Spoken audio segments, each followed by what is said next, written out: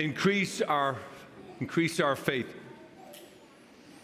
It's easy to identify to the prophet Habakkuk's lament of the difficult times.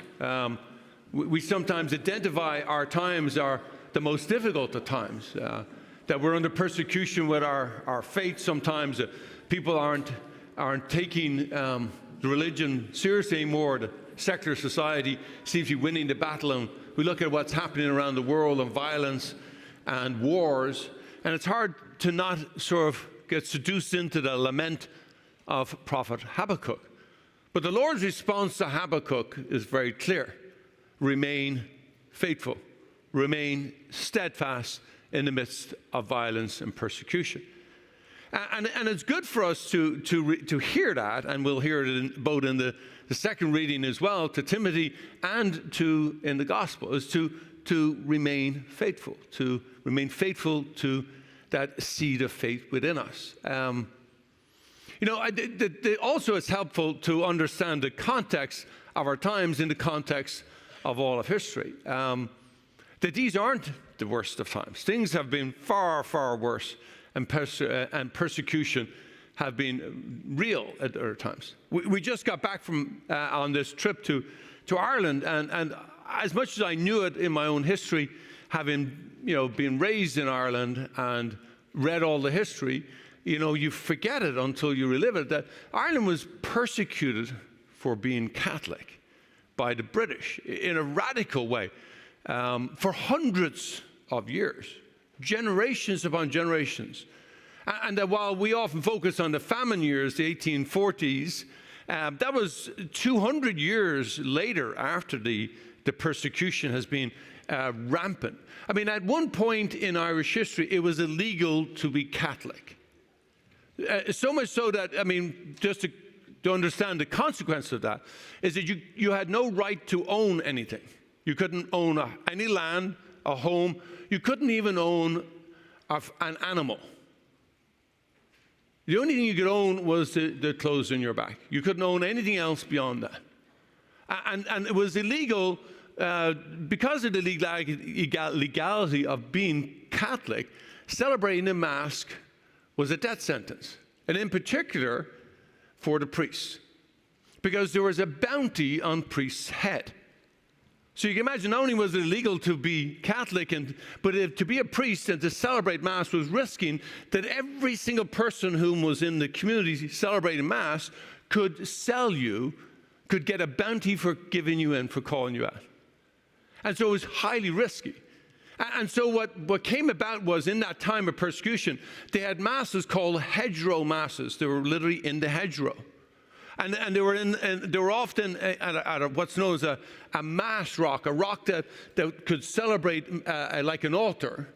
And then it was often in a little gully or a valley where they could have lookouts, and it could easily disperse upon getting the English coming. During this trip, we had an opportunity to celebrate Mass at one of those ancient mass rocks. And here's the picture of it. It was actually spectacular because we just had rain just prior to this. And it doesn't look like it, but everybody else is in cloud cover, and they're freezing cold. And look at where I'm standing in the sun. And it was this beam of light that was shining on the rock and only on the rock. As if the Lord was reminding us that this place is a thin place. This is a sacred space. And even as I say it, I can feel the presence that way. But like when we were celebrating Mass there was no one was sitting because there's no seats. Why? Because they have to be ready to run. There's a little water well there. Why? Because the people would have walked 10 or maybe 15 miles to get to Mass. And they needed some water and then to head back to their respective homes. But they risked everything just to come to Mass. And that is that without them risking everything, the chances of me being a Catholic today would have been next to zero. Many of you have Irish Catholic roots.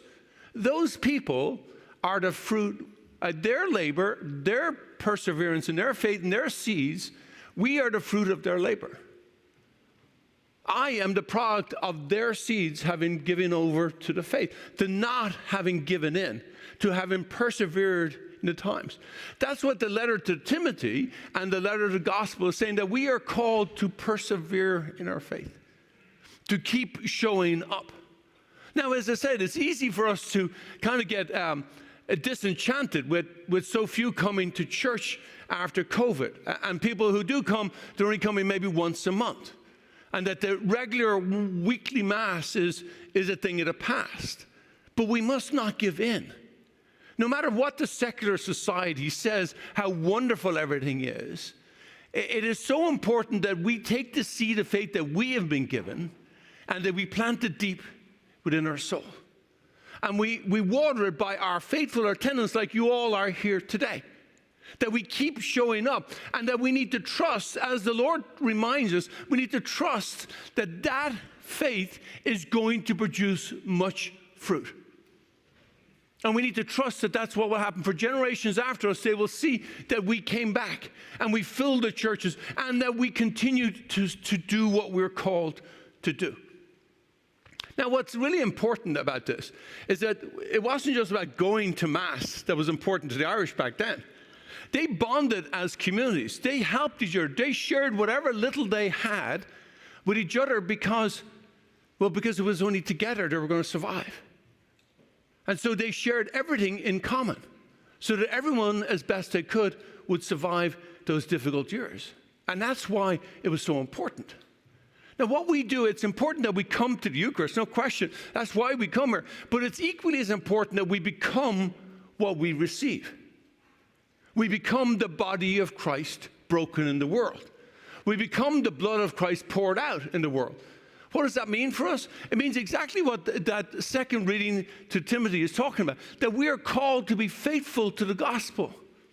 We're called to be the ones who are kind, forgiving, to not get seduced into these arguments, political arguments, religious arguments, but that we remain faithful to the one command the Lord said, is to love the Lord your God with all your mind, with all your heart, and to love your neighbor with yourself.